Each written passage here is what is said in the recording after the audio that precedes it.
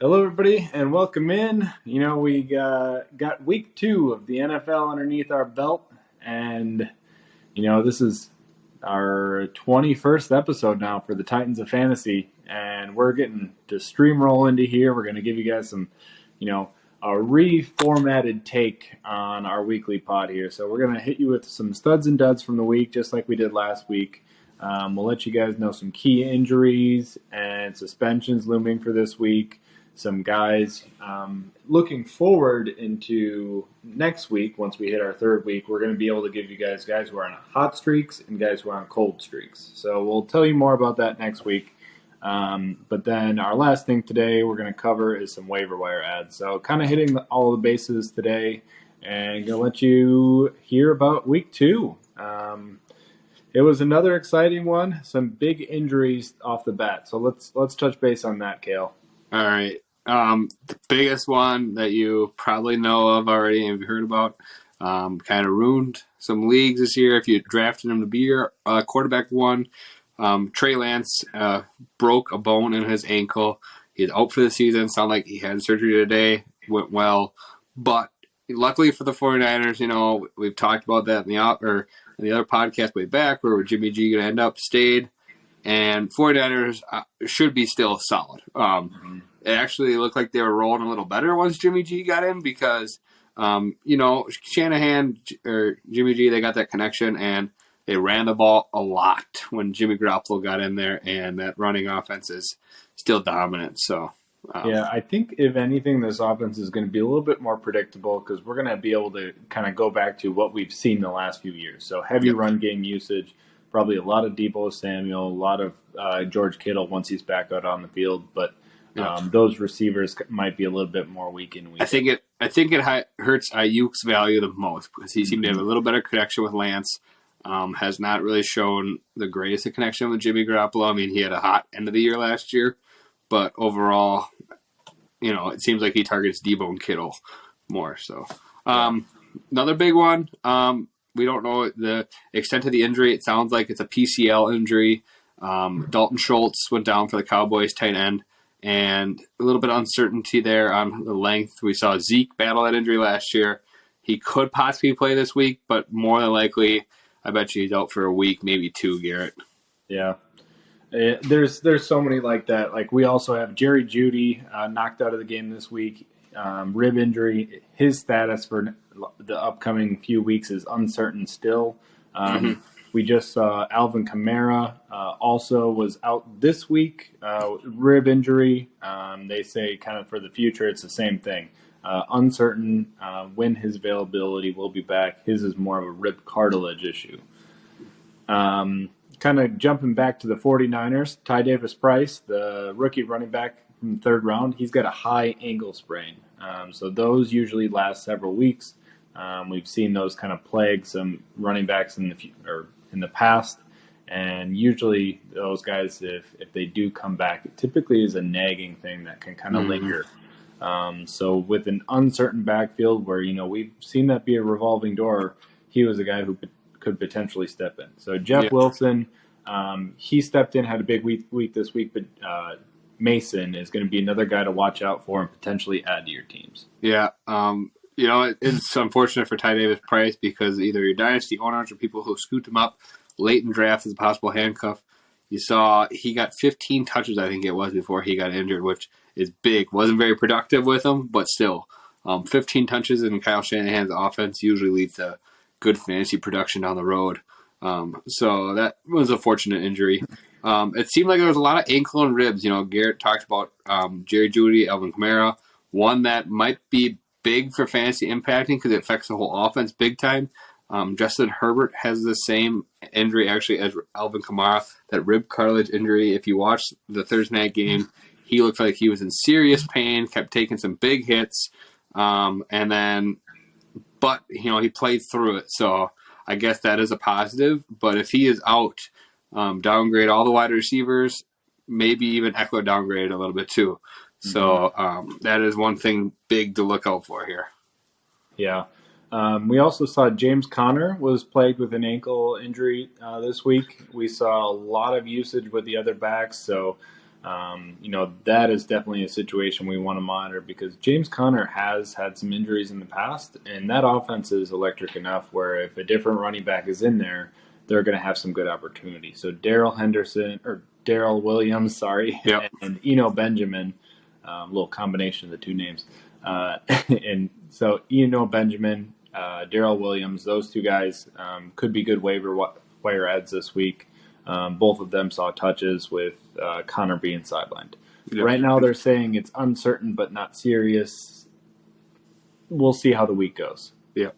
Yeah, those are always negative injuries. And then our last one here, Monday night injury that kind of, I guess, was the last or later injury on the report. Gabe Davis did not practice on Friday, and he ended up not playing on Monday tonight with an ankle injury. Sounds like he was almost ready to go, so it shouldn't be too bad of an injury. Probably expect him back next week. But ankle injuries are usually nagging, and when guys get them, it seems like they get them again. So always is unfortunate when it comes to those. The last item we had here, not an injury, but Mike Evans. Jeez, did it again. Yeah. Mike Evans from the Bucs. He got into a little fisticuffs during the game, was trying to defend Tom Brady, but he absolutely hates Marshon Lattimore. Those guys have gotten in several scuffles. But the result of that is a 1-game suspension. So he will miss week 3. Look to jump elsewhere for your lineup next week. Yeah, and that whole wide receiving room is just, it seems like in shambles right now. Kind of, we talked about it earlier how there was just, there's so many wide receivers there. Now they could potentially going into against the Packers in week 3 with maybe Russell Gage as the number one. Julio was out. Godwin, I don't think will be back. Evans is out. Definitely something to look for there too. If Gage is available in some of your leagues, might be worth scooping up, but he's owned in quite a few, so it'd be probably those shallower leagues that. Yeah, other options there, Perriman and Johnson. It's like, man, Johnson's no longer there. He got cut. Darden. Jalen Darden. That's it. Jalen Darden. Yep.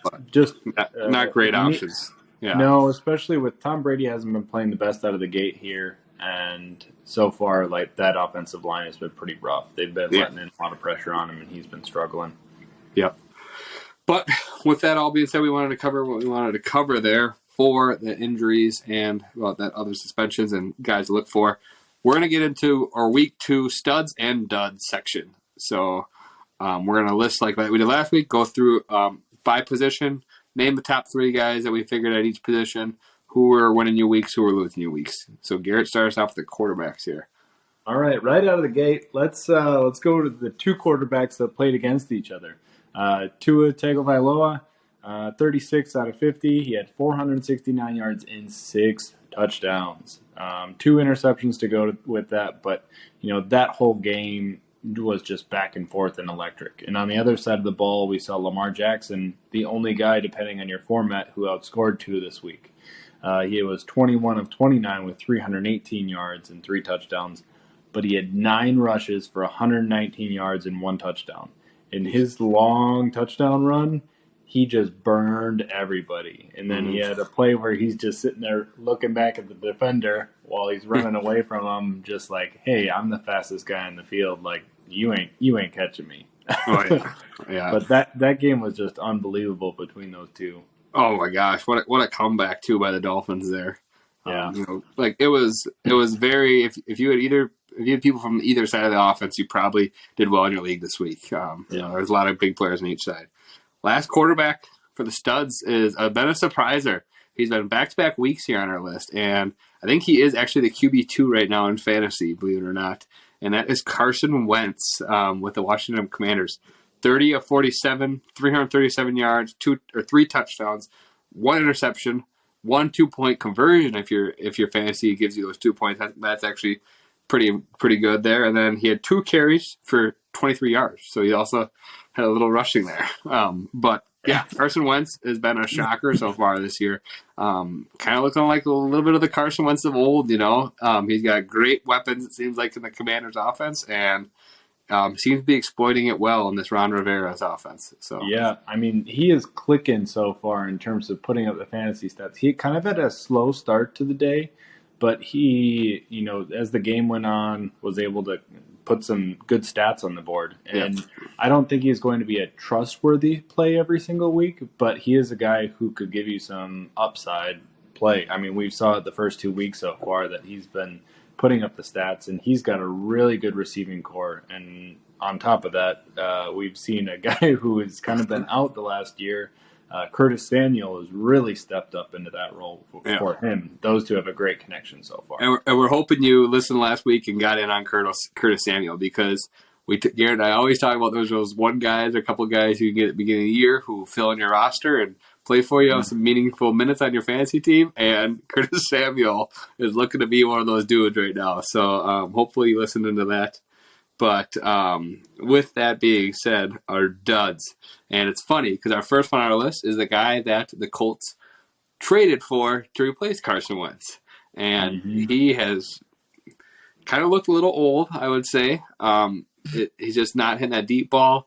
And his passing numbers are down a little bit. But give him a little break this week. He had his number 1 and number 2 wide receivers out. So that is Matt Ryan, 16 of 30. 195 yards, 3 interceptions.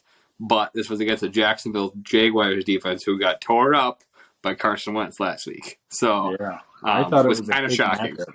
Yeah, it was a great matchup, but shocking event in all was they got shut out 24-0. So pretty crazy. Yeah, that whole offense was kind of anemic this past week, and it was rough to watch. In the same vein, we talked about Tom Brady having trouble with his line and injured weapons. So he had a very big downer of a day, 18 of 34, 190 yards, 1 touchdown. He also had 3 carries for -2 yards and a fumble. So, I mean, that's just a little bit more of a minus on that end. He just really hasn't been adding a lot on that offense. They haven't been clicking quite yet. We'll see if once this team starts getting a little bit more healthy, if he can start turning things around. But he might be a quarterback that you drafted to be an every week starter that you might turn to somebody with a better matchup. Yeah, definitely a little bit of a shocker, but he was gone all off season, so I guess shocking but not shocking in the same fact, because there's definitely some stuff going on with Tom Brady, and it does seem to be playing a little effect on the field. Our last quarterback we're going to be talking about here is Justin Fields. And if you guys watched the Sunday night game, he did have a little bit of positives, but that offense in general is struggling besides running the ball. He was 7 of 11, only 11 passing attempts all game for 70 yards, an interception, and 8 carries for 20 yards and a touchdown. So he offers you that rushing upside. We knew he was going to be that way. But this Bears offense is I think right now I just saw a stat that if Justin Fields were to keep it up, he only threw 240 passing attempts on the year. At this rate he's going, which is very, very bad. And in yesterday's game, he had right around half his yards on 1 throw. It was one of the first passes of the game, actually, to EQ. So just if you listen in and you got in on the Kmet and Mooney hype, you're feeling it right now. Both of them, Cole Kmet has thrown up 2 zeros back-to-back, and Mooney has 2 catches total in the year. So it is horrible right now. So yeah, definitely tough sledding there. Mooney's probably a guy that you're ready to move to your bench until he shows you he can do better. Yeah. If you're in a smaller league, he might be droppable. And then Cole Kmet, you were hoping that he would be a good option, as a potential upside guy. But he's pretty much droppable at this point with 2 goose eggs. Garrett, would you agree with me here that the only one that's worth probably a start right now from that offense probably is David Montgomery as an RB2? Yeah, David Montgomery, he had a good day yesterday, over 100 yards. And did he end up with a touchdown? No. Fields had the only touchdown. Yep. But decent day with the carries. But, man, that offense is going to be a rough one to have any kind of shares of. They do have a juicy matchup, though, coming up this week. They got the Houston Texans in Week 3. So there might be some streaming abilities, but we also did see the Texans' defense now on back-to-back weeks kind of shut down the Colts and then shut down Denver, too, this week to really kind of cap them off. So maybe they're not as bad, but should be a kind of a crapshoot between those two. I got a feeling next week. Yeah. So getting off that, we'll get into our running back studs and duds. This is where running backs and wide receivers really won you your weeks this week. I feel there was some monster performances here. So the first one, he went off. Nick Chubb, 17 carries, 87 yards, 3 touchdowns, 3 receptions on 3 targets for 26 yards. Nick Chubb had a great game fantasy-wise and, put up that 3rd touchdown, but that 3rd touchdown might actually cost them the game. Yeah. It was one of those things where he probably shouldn't have scored and just let the clock run down, but he scored, gave the ball back to the Jets, and the Jets capitalized. Yeah. I mean, that was a wild scenario because if you're right, if he would have gone down, but it was like a 20-yard touchdown run. Yep. If he would have gone down, they would have been able to run out the clock and win the game. But he scores the touchdown. They're up by 2 scores, and then the Jets are able to go and get 2 scores with under 2 minutes left in the game. Yeah, hit a bomb to Corey Davis and then get the onside kick. It just was crazy. It's wild, but that's how football games go. Yep. Yeah. Aaron Jones, I kind of laughed because after he scored his first touchdown of the day, I turned to my wife and I'm like, you should put some money on him because he likes to score in bunches. And it was 5 minutes later, he goes out and gets his 2nd touchdown. So he had 15 carries on the day for 132 yards, big day rushing touchdown along with 3 catches for 38 yards and another touchdown. So, big day all around for Aaron Jones. And, we were talking about it earlier. A.J. Dillon didn't have the biggest day on the ground, but he wore down that Bears defense. And, when Aaron Jones was able to go out and get his carries, everything opened up a lot more. And that, back and forth game, we might see some, jumping between A.J. Dillon and Aaron Jones between who actually has the big day. But this week was Aaron Jones, and he lit it up. Yep. Last running back we're going to talk about here, not a fabulous performance, but did well on limited touches. And it definitely seems like he does better with Cooper Rush at quarterback, and that is Tony Pollard. He's kind of a dud last weekend. He didn't do too much last weekend, but this weekend he had 9 carries for 43 yards and a touchdown, and 4 receptions on 7 targets for 55 yards. In PPR format, that was a solid performance out of a guy you're probably on your RB2 flex position. So, like I said, it's not a huge pop the numbers, but besides those top 2 guys actually in the running back room, there wasn't a whole lot of great performances. A lot of like 14 to 17 point games out of guys. So other than those 2, nothing too huge. No. Duds for this week. Let's get the big dog out of the way first. Yeah. Jonathan Taylor just pretty much bottled up this week. 9 carries, 54 yards, 1 catch. Really, that entire game, he could not get anything going, and that offense was just not moving at all. So he was hardly on the field, hardly getting anything done. I mean, that 9 carries alone kind of tells you what the game script looked like. It's the fact that they weren't out there. Yeah, that was a shocker. But like we talked about, that offense was just not there. Opposite of Tony Pollard, Zeke got the touches, but really did not do nothing with them. 15 carries for 53 yards and 1 reception on 2 targets for -4 yards. And Zeke, there was a lot of offseason hype about how he was not going to be the same. Really fell his draft capital. Kind of was surprising. I'd like to see him fall that far, but so far this year he's averaging 5.9 fantasy points per game in his first 2 games. So not very good. If you have Zeke right now, are you pushing the panic button completely? No, because the touches are still there. So you're hoping to swing him. I mean, you most likely draft him as your RB2 anyways. So you're hoping for that touchdown. But, if he still keeps getting 15 carries a game or seeing 16 touches, then you got to be pretty confident at least. You could start him still. But if those carries go down, his production hasn't been good enough where he can't do well with limited carries like Pollard has in the past. So yeah.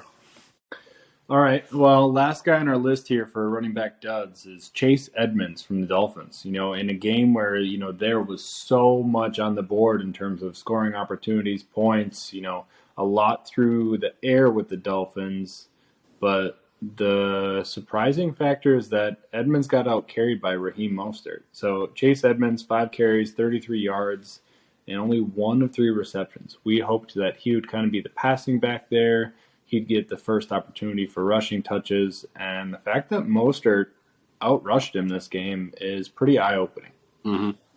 For sure. We didn't know how this whole backfield was going to work out.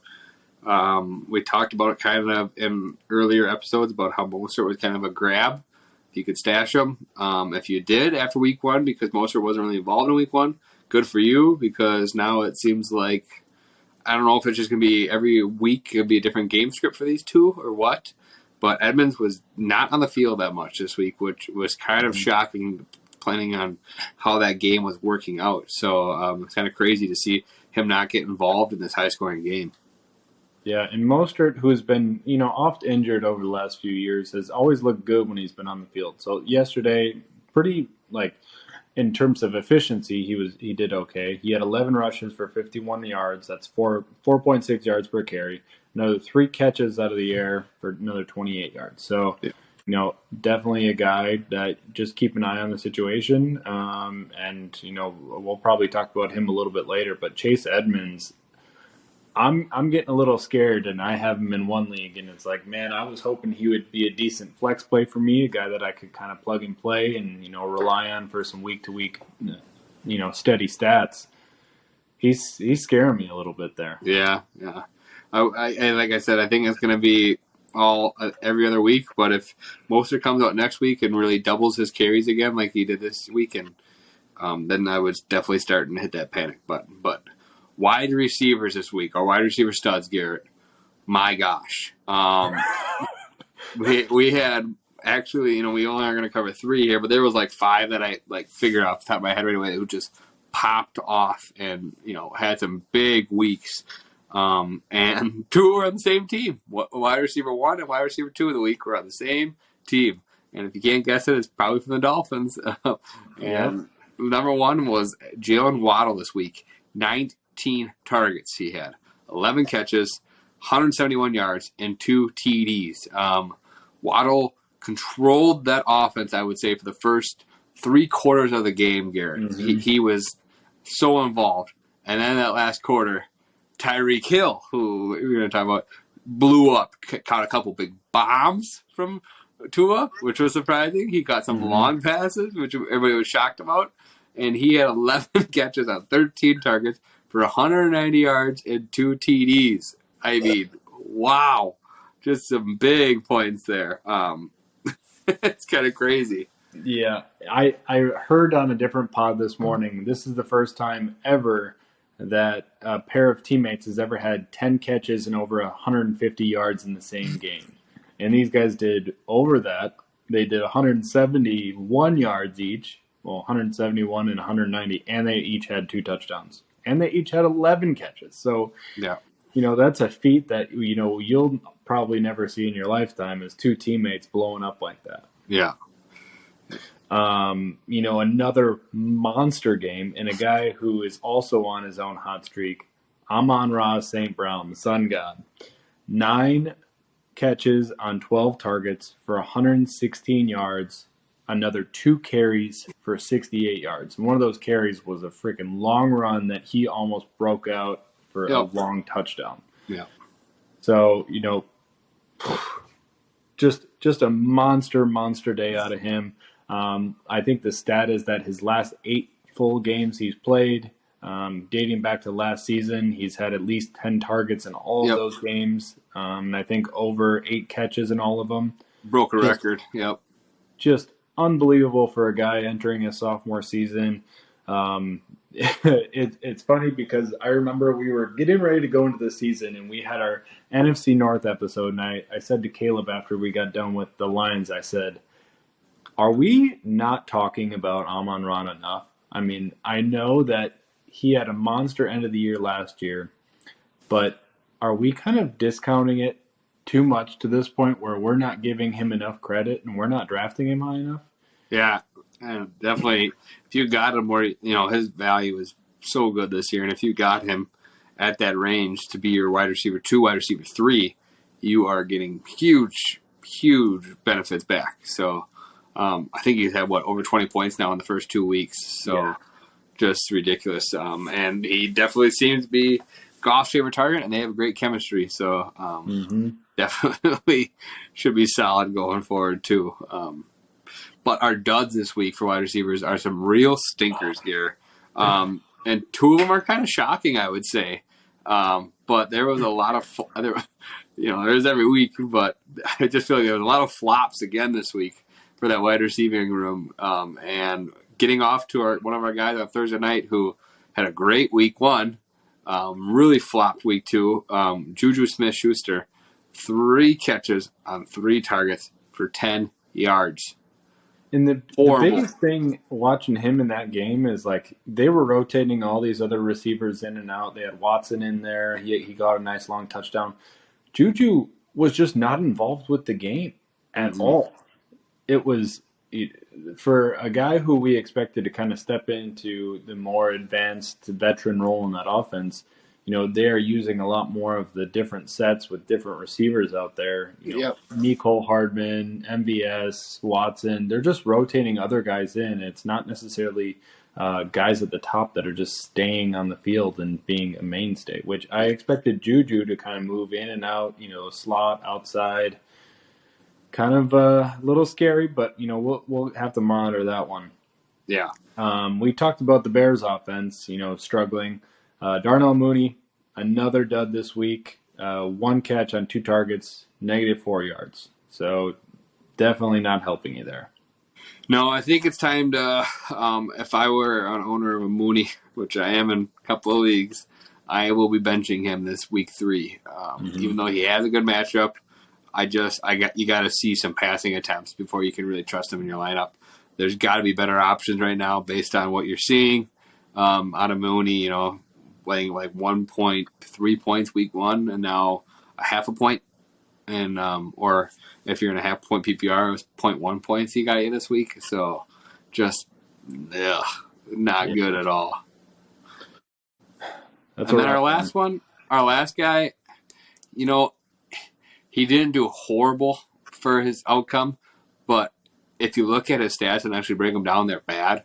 And it's surprising after the huge week 1 he had, and that's Davante Adams.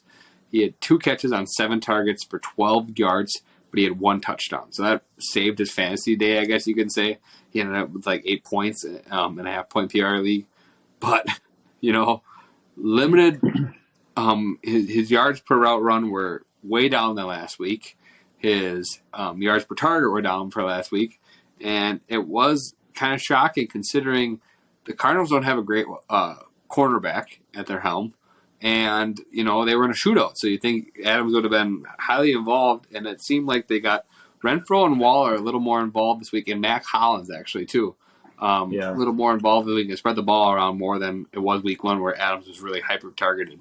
So I don't think it's something to really worry about considering he still got that touchdown red zone factor. But, it's kind of funny or weird to see Adams flop in a high-scoring game like that. It is, and like Adams, I definitely not worried about him at all. I feel like he's going to be a steady mainstay in that offense, but it is good to see that they try to get the other weapons more utilized so that they're not so one-dimensional. It was, pretty scary as far as Hunter Renfro goes, with seeing him get 2 fumbles in that overtime, one that obviously cost him the game. That's going to happen, but to see it happen twice on that amount of time is just not so great for him. But yeah, Davante Adams looking for a rebound week next week. Tight ends, same game. Let's just touch on Waller.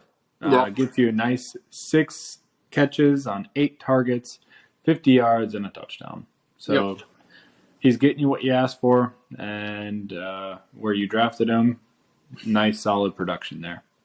Our number 2, same game guy in there, Garrett and I talked about this year being a sleeper tight end.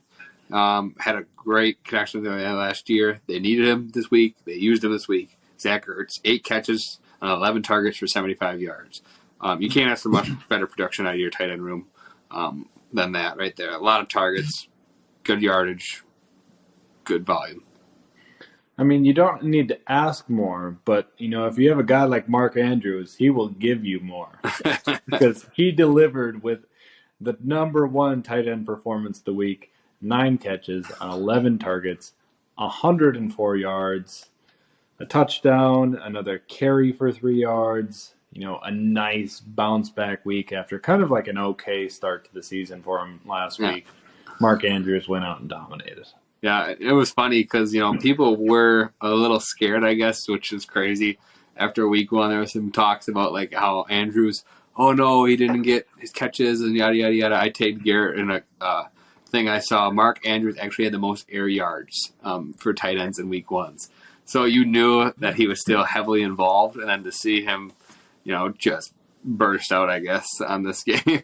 Yeah. And if you were watching that Ravens game, he actually got you an extra point in a half PPR league because he got tackled on the one on a super long touchdown, and everybody thought he was in. He wasn't in. What do they do? Next play, toss it right back through for the touchdown. So as a fantasy owner, you're like, yes, just a little more added bonus there.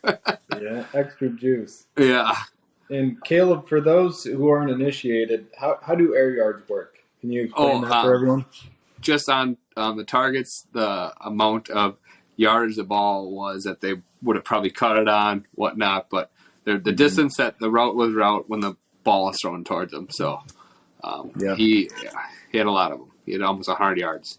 Yeah, so a good way to translate that is just like if guys are getting a lot of air yards, it means that they're being targeted downfield. So they're not being, catching a ball at the line of scrimmage and having to create that space, after big yards after catch kind of thing.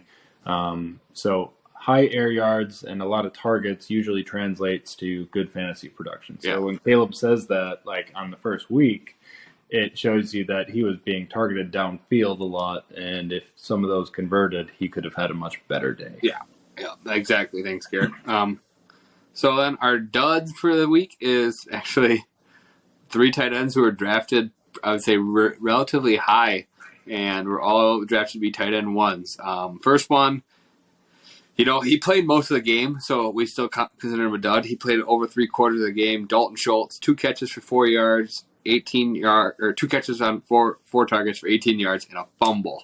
But he also got injured, like we talked about that PCL, but that was late in the game, so you guys still consider it a bad performance. The injury really didn't play too much of an effect in it. But it could be just because of Cooper Rush there, but he definitely didn't seem to be clicking too well. So, yeah. Cole Kmet, we talked about him earlier. 0 catches on 1 target. Another goose egg of a game. He's droppable. Yep. And this last guy, I talked to Garrett, and I don't know if it's time to hit the panic button on this dude or what, but, it's kind of holding, and, you drafted him high, and he did the same thing last year, and he started slow last year too, I will say, but Kyle Pitts, two receptions on 3 targets for 19 yards, and, we're in an offense that literally Drake London has looked really good as a wide receiver 1, but no other options really in the receiving game behind Drake London right now. It is shocking to see Pitts so underutilized. I don't know if he's not just getting open or what, but it definitely seems like he doesn't have that connection with Mariota quite yet.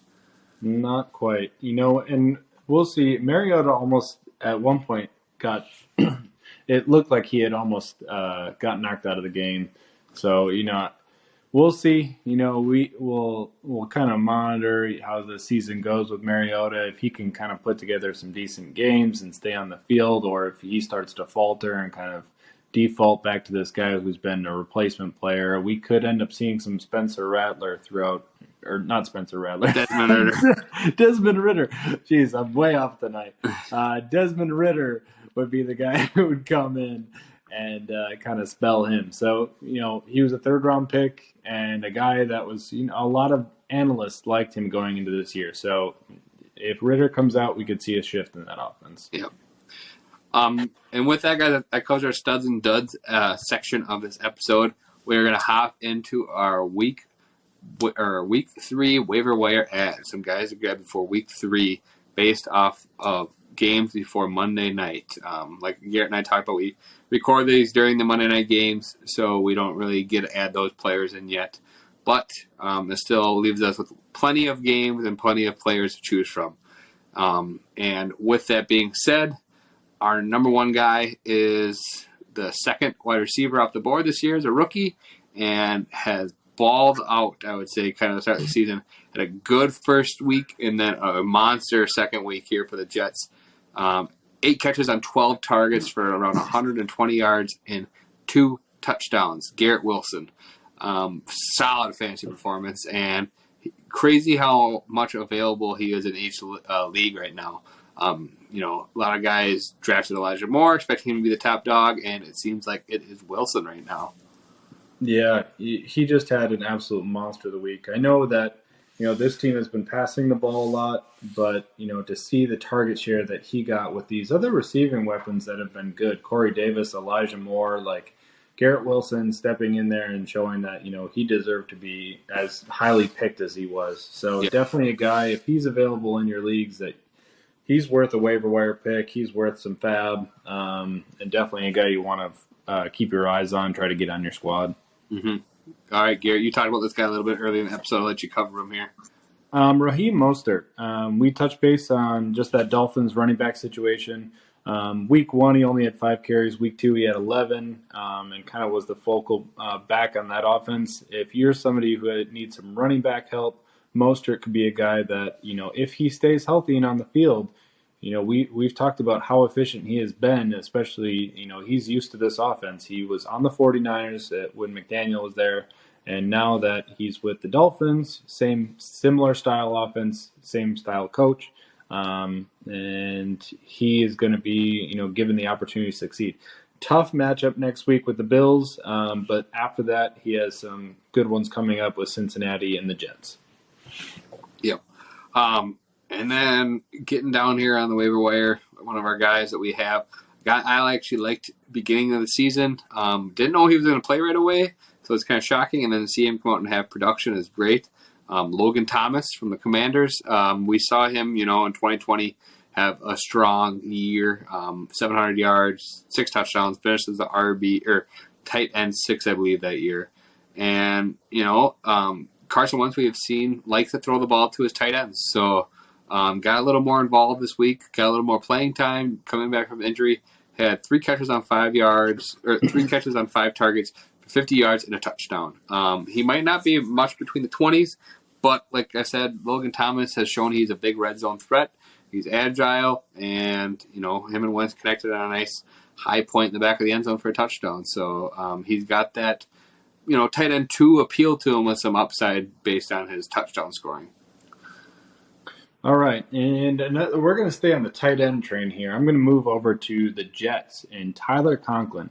He spent his last 4 years with Minnesota and kind of broke out last season. He had a good year with 87 targets, 61 catches, almost 600 yards. As, a spelling tight end out there, he did all right. Now, to open the year this year, game 1, 7 targets, 4 catches, also had a touchdown. Game 2, 6 catches on 9 targets, for only 40 yards. So his yards per reception has been very low so far. But in terms of target amounts, he's been pretty decent. So if you're in deeper leagues or need some help at tight end, he could be a guy who at least is getting you some opportunity for points out there, and is a good dart throw. Yep. Running back, Garrett talked earlier in the episode about how James Conner had this injury. We don't know exactly the extent of the length with it, that ankle injury. Daryl Williams seemed, it was more of a split backfield between him and Eno Benjamin, but Williams seems to be the guy to own if anything were to happen with Conner. He had a little bit more carries on the ground, but he also has shown he has that receiving upside, which, didn't really show much involved in yesterday. So Williams could give you some solid weeks if actually Conner is out for one. So this is more of a safety play if you are a James Conner owner, or if you are really needing a running back next week, there's a chance he could start. So somebody you're not going to spend all your fab on, but might be worth adding a little bit here and there. So. Yeah, also note with him, they do play the Rams next week, so another tough matchup. Rams have been pretty difficult to run against so far. Yeah. I'm just going to keep going down the tight end train because actually I own a couple of these guys. So Gerald Everett with the with the Los Angeles Chargers. So far, we talked about him going into the season as a good sleeper. Opened the year, 3 catches and a touchdown week 1 with 54 yards. Last week was heavily involved with Keenan Allen out. He had 6 catches on 10 targets for 71 yards. Just steady performance so far, getting you some decent points for a guy that you drafted late or you might have picked up off of waivers. Yep. He's been solid for sure. And I like that you talked about him all off season. He was one of your big sleepers at tight end, and he seems to be paying off. Last guy we're going to cover here has, he made the episode just a little bit last week. We didn't cover it, thought kind of a fluke. But, fool me once, shame on me. Fool me twice, shame on you type deal. And Greg Dortch comes out again and performs another solid week here for the Arizona Cardinals. And it is shocking, I would say, to say the least. I didn't even know who this guy was before the season. I think he was like wide receiver 5 on the depth chart. Hollywood Brown has not developed that chemistry we thought was going to be there with Kyler Murray. He has kind of struggled here, I would say, early on. AJ Green, definitely, he was one of my big guys like the beginning here. He has looked old. Yes, he had a big touchdown catch this week, but only had 2 catches for 18 yards and that touchdown otherwise. It seems like the top 2 guys in this offense right now are Zach Ertz and Greg Dortch. And Dortch comes out again, has another solid game, 4 catches and a touchdown. And, it's if this keeps up, he might be the guy until DeAndre Hopkins comes back. But right now, it definitely seems like that Arizona Cardinal defense, yes, they did get the win this week, but is struggling without having that big presence at wide receiver like a guy like Hopkins. And it will be shocking, I guess, to see what impact Hopkins brings to this offense when he returns, Gare. Yeah, it'll be interesting how things change. Every year it seems like there's a few guys that come out of nowhere that you've never heard of and really are more or less Cinderella stories. Last year we had Elijah Mitchell, the year before James Robinson. Sometimes it's receivers, sometimes it's running backs. Adam Thielen several years before that. Yep. You just got to keep your eyes open and, kind of monitor things early on. So we've seen good signs. Greg Dortch so far is probably like an easy waiver wire get, because a lot of people are doubting him. But he's the kind of guy who you can add, throw on your bench, and see if he steps up into that role. He is still pretty young, only 24 years old, and, he's been in the league this is his 3rd season, which, I'm learning all of this, right around the same time as you guys are. Right now, it's like, he's not a guy who's been out there that we've done extensive research on. But, when the opportunity's there, guys step up. Yeah. And that's how it is with the Cardinals right now, with all of their receiver issues up in the air. Yeah, and might change a little bit when Rondale Moore gets back because they're kind of the same style player. But it's not likely a team's just going to quit with a hot hand. I feel like Dortch at this rate is going to have some kind of role in this offense because he is, like I said, he's proven to have something there with Murray that it just doesn't seem Brown has quite yet. Hollywood Brown, they gave away that 1st-round pick for him. We expected him to be a big wide receiver. He got kind of saved by a touchdown in week 1 for his fantasy value. And then this week, a mediocre, I would say, he was for the way he played. Yeah. Well, as long as, we're wrapping things up here tonight, couple big performances going on right now in the Monday night games, particularly on the Buffalo Bills side. Josh Allen, another big night so far. He's got 317 yards, 4 touchdowns. It's still the 3rd quarter. Stephon Diggs, 12 catches, 148 yards, 3 touchdowns. Monster night out of Stephon Diggs. So he's going right to the top of that leaderboard, and he's challenging Tyreek Hill and Jalen Waddle for that top dog. God. And then on the Eagles Vikings game right now, Jalen Hurts has 2 rushing touchdowns and a throwing touchdown as well. So, Jalen Hurts, we talked about this year, he's got that rushing upside, and he has been key already on that.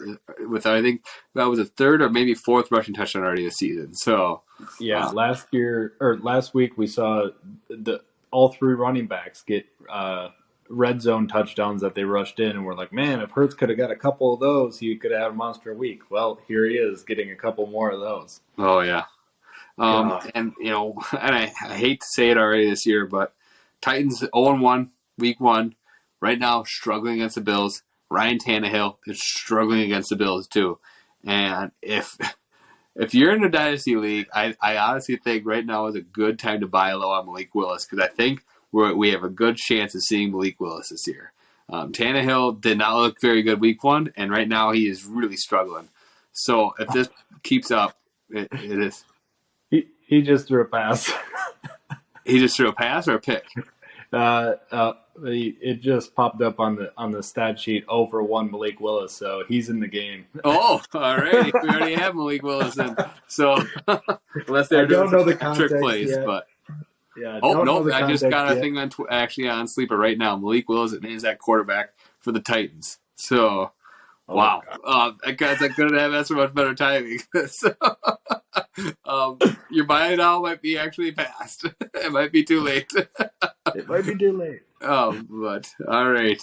Well, I guess Garrett, I like I said, we're looking at the game right now at stats, and we want to give you guys just a little bit here.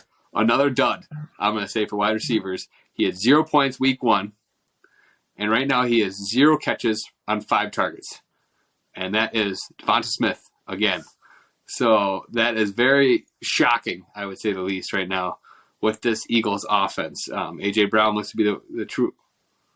Was he at 5 receptions? I'm showing 5 for 64. Right okay, now. My bad. All right, just credit what I just said. Yeah, it must have not been updated right. No. So. That's all good. But with guys, this is why you get prepared beforehand. Because we're watching these scores change before our eyes. It's interesting to say the least. These are a lot of powerhouse offenses. The Philadelphia Eagles, a lot of good fantasy options there, and then the Vikings are kind of low right now. Through the first half of the game, they only have 7 points. Not a whole lot out of Dalvin Cook or Justin Jefferson, but things could change. Yeah. But that being said, that kind of wraps up our week 2 in the books here. Let us know your guys' biggest takeaways so far from the first 2 weeks of the season. Like we said before, hit us up on Twitter or comment on our videos. On Twitter, I'm at DaigleFFB, and Caleb at Chippercale15. At Chippercale15. All right, guys, thanks for tuning in, and we'll see you next week.